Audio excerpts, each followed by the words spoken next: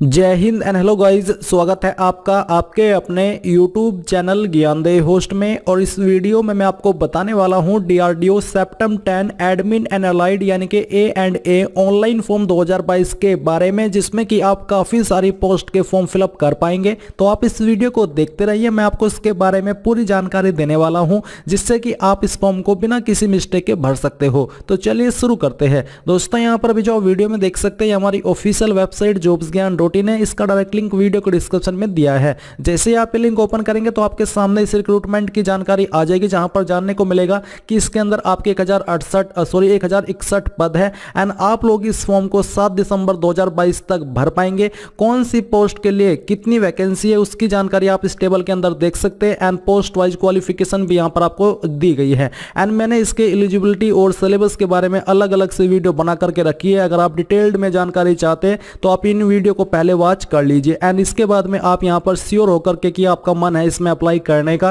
तो आप apply online link इसके ऊपर क्लिक करेंगे। नाउ गाइज, आप यहां पर फॉर्म भरने से पहले ये जान लीजिए कि किन किन डॉक्यूमेंट की आवश्यकता आपको आगे इस फॉर्म में पड़ने वाली है, इसलिए आप इन डॉक्यूमेंट को तैयार करके रख लीजिए। तो यहां पर आपको फोटोग्राफ की आवश्यकता पड़ेगी, जो कि आपका 30 दिन से पुराना नहीं होना चाहिए एंड जो इसका साइज है वो आपका 15 से 40 KB के बीच में रहना चाहिए, जिसकी जो आपकी लंबाई और चौड़ाई क्या है वो आप यहां पर देख सकते हैं। फॉर्मेट JPEG या फिर JPG का रहना चाहिए। देन यहां पर आपका सिग्नेचर की आपको आवश्यकता पड़ेगी, जिसका साइज 15 से 40 KB फॉर्मेट यहां पर सेम रखा है। इसी के साथ यहां पर 10वीं की जो प्रमाण पत्र है वो आपको यहां पर रखना है तैयार करके, जिसका साइज 50 से 100 KB के बीच में रहना चाहिए और फॉर्मेट JPG का या फिर JPEG का चल जाएगा। एंड जो आपकी अनिवार्य शैक्षिक योग्यता है उसकी भी आपके पास फाइल होनी चाहिए, जिसका साइज 50 से 100 KB रखा है। अभी यहां पर दोस्तों टेक्निकल एरर की वजह से जो वेबसाइट है वो दिए गए समय जो कि सुबह 10 बजे से फॉर्म फिल होना स्टार्ट होना था वो नहीं हो पाया। तो मैंने अभी हेल्पलाइन से बात की तो पता चला कि कोई टेक्निकल इशू है,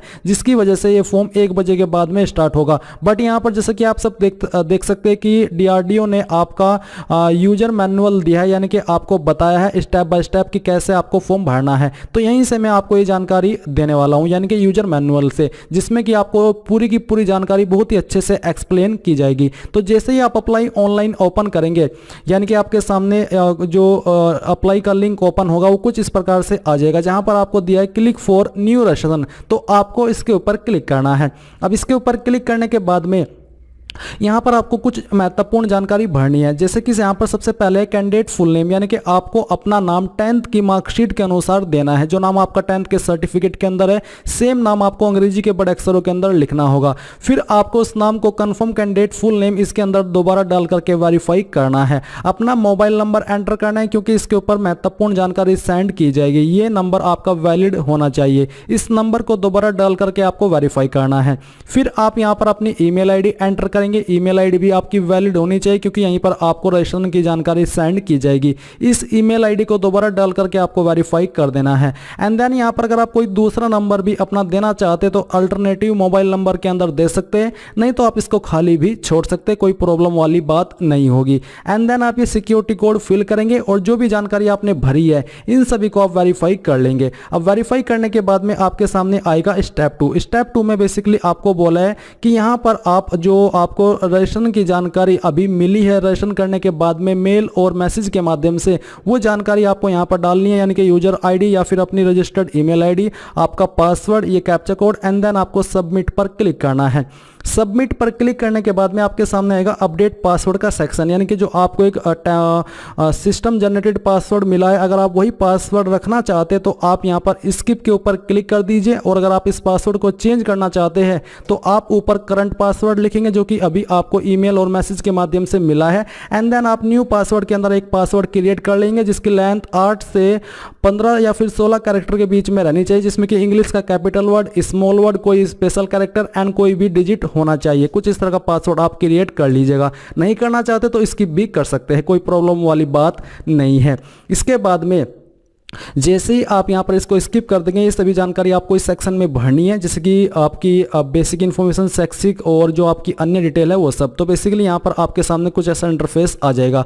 अब आपको यहाँ पर न्यू एप्लीकेशन पर क्लिक करना है। न्यू एप्लीकेशन पर क्लिक करने के बाद में आपको यहाँ पर कुछ जानकारी देखने को मिलेगी, जैसे कि आपका नाम, आपका नंबर और आपकी ईमेल आईडी। इन सभी को आपको वेरीफाई करना है और वेरीफाई करने के बाद में आप यहाँ पर नेक्स्ट पर क्लिक करेंगे। अब नेक्स्ट के ऊपर क्लिक करने के बाद में यहाँ पर आपको ये सब जानकारी भरनी है, जो कि आप यहाँ पर देख सकते हैं। आप यहाँ पर हिंदी में भी इन जानकारी को समझ सकते हैं, वैसे मैं यहाँ पर आपको हिंदी में ही इन जानकारी खुद से एक्सप्लेन करने वाला हूँ। तो बेसिकली यहाँ पर जैसे ही आप इसको नेक्स्ट करेंगे, नेक्स्ट करने के बाद में आपके सामने कुछ ऐसा इंटरफेस आ जाएगा। तो सबसे पहले यहाँ पर है आपका पोस्ट कोड यानी कि पोस्ट नेम। तो जिस भी पोस्ट पर आपको अप्लाई करना है, आपको सिलेक्ट के ऊपर क्लिक करना है और जो भी पोस्ट पर आप अप्लाई कर रहे हो वही आप सिलेक्ट कर लीजिए। इसमें आपकी काफ़ी सारी पोस्ट है, जैसे कि stenographer grade 2, grade 3, administrative assistant, ये सभी आपकी इसके अंदर पोस्ट है।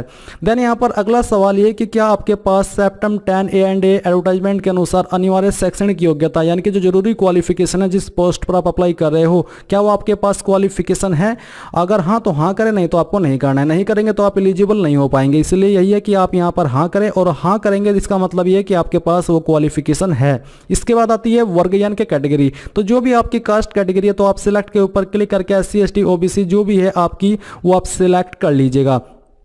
अगर आपकी कास्ट कैटेगरी SC ST या OBC है तो आपको यहां पर आपका सर्टिफिकेट नंबर एंटर करना होगा। एंड देन आपको डेट ऑफ इशू सिलेक्ट करनी होगी, पहले डे, फिर मंथ और उसके बाद में ईयर। फिर यहां पर जो आपकी सब कास्ट है जो भी है, जैसे कि आपकी जो जिसको आप नॉर्मल वे में आपकी कास्ट को बुलाते हैं, सब कास्ट के अंदर वो लिखेंगे। जैसे कि मैं एक एग्जाम्पल दूँ, मैं OBC में आता हूँ कैटेगरी वाइज, बट जो मेरी सब कास्ट है वो मलिक है, तो मैं यहाँ पर मलिक लिखूंगा। इसी प्रकार से आप यहाँ पर आपकी सब कास्ट लिख देंगे।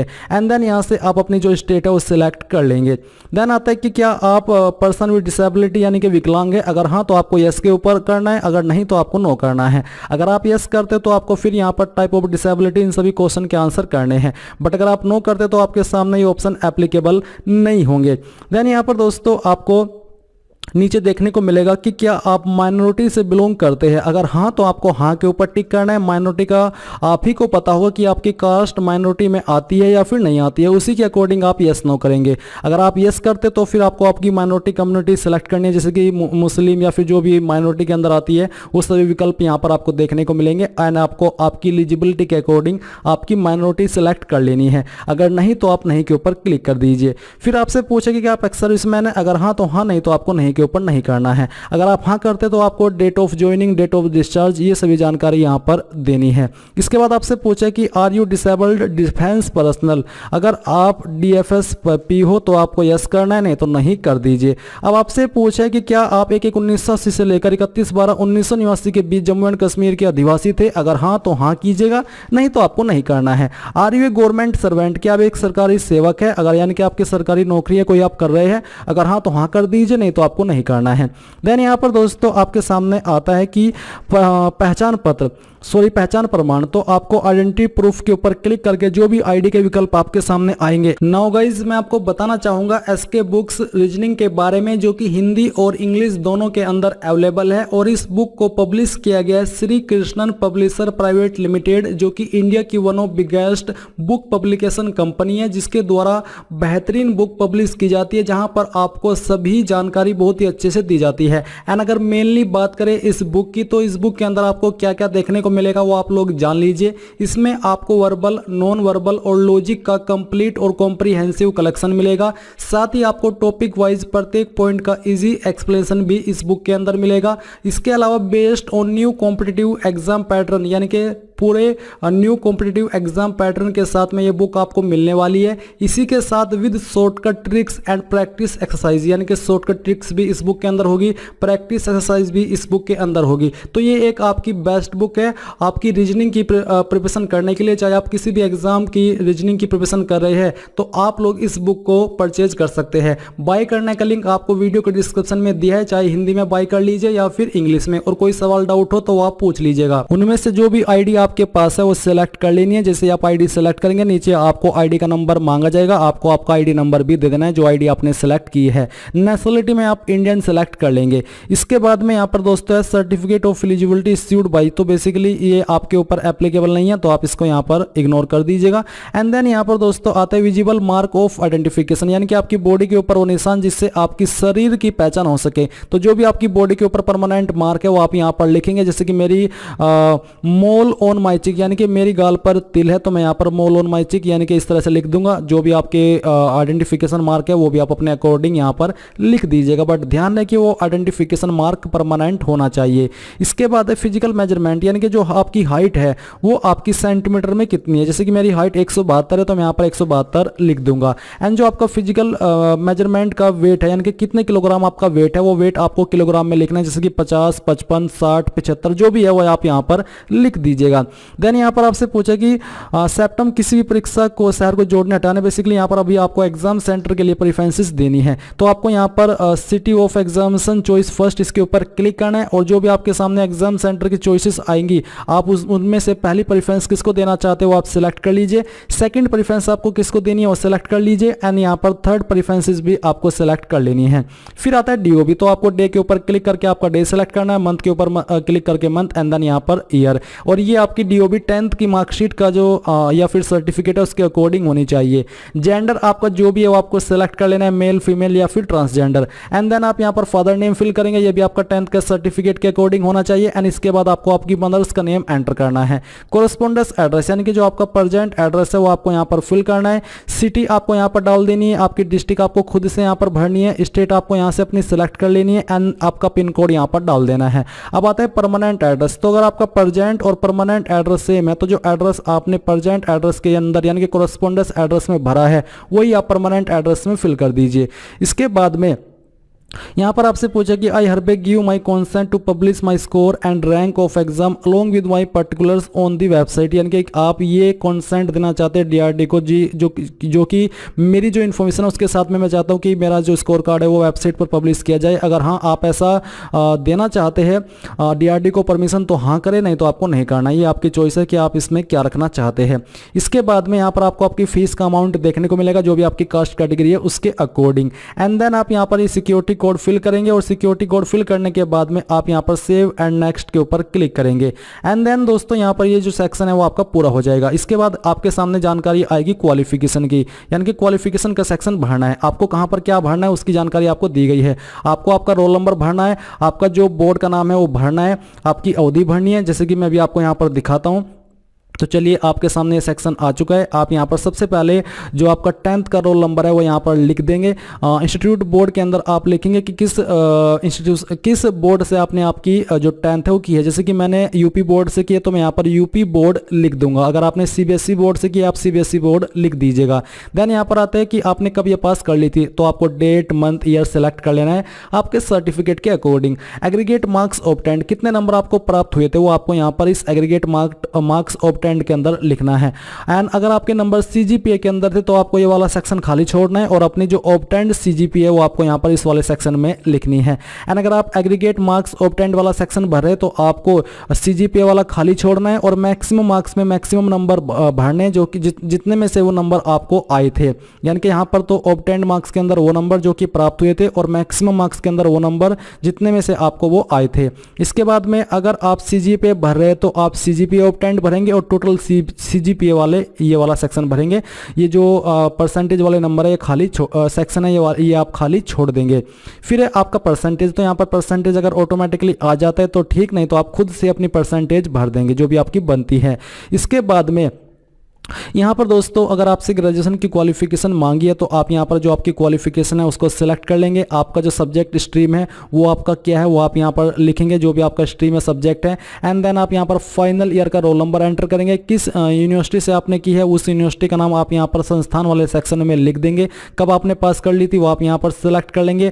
आपके जो प्राप्तांक है वो आप यहाँ पर लिखेंगे, कितने में से वो नंबर आए थे वो आप टोटल मार्क्स के अंदर लिखेंगे। एंड देन आप अपनी परसेंटेज यहाँ पर फिल कर देंगे ऑटोमेटिक। अगर ऑटोमेटिकली ऑटोमेटिकली नहीं आती है। तो इसके बाद अगर आपसे 12वीं की जानकारी मांगी जा रही है आपकी पोस्ट के अकॉर्डिंग, क्योंकि स्टेनोग्राफर की एक पोस्ट पर 12वीं भी मांगी है, तो सेम वे में आपको यहाँ पर 12th की जानकारी देनी है। बस उसमें आपका जो सब्जेक्ट स्ट्रीम है वो आपको सिलेक्ट करना है कि पीसीएम है, आर्ट्स है, कॉमर्स है, जो भी है वो आप सिलेक्ट कर लीजिएगा। एंड बाकी की जानकारी ऐसे ही भरी जाएगी जैसे कि अभी आपने 10th की जानकारी भरी है। एंड अगर आपने पीजी डिग्री की है तो आप पीजी की क्वालिफिकेशन सिलेक्ट करेंगे, अगर नहीं है तो अदर्स का सेक्शन आएगा, अदर्स का सेक्शन सेलेक्ट करने के बाद अपनी क्वालिफिकेशन नेम दे दीजिएगा। एंड जो बाकी की जानकारी है वो आपको ऐसे भरनी जैसे कि अभी आपने ग्रेजुएशन की जानकारी भरी है। अब यहाँ पर आपके सामने एक सेक्शन है अदर इसेंशियल रिक्वायरमेंट, यानी कि जो कि है आपका मान्यता प्राप्त विश्वविद्यालय से अंग्रेजी या फिर हिंदी में स्नातक कोर्स यानी कि पीजी तथा स्नातक स्तर में हिंदी अंग्रेजी अनिवार्य वैकल्पिक विषय के रूप में क्या आपके पास थी हिंदी या फिर इंग्लिश आपकी ग्रेजुएशन या फिर पीजी डिग्री के अंदर? अगर हाँ तो हाँ कीजिएगा, नहीं तो आपको नहीं करना है।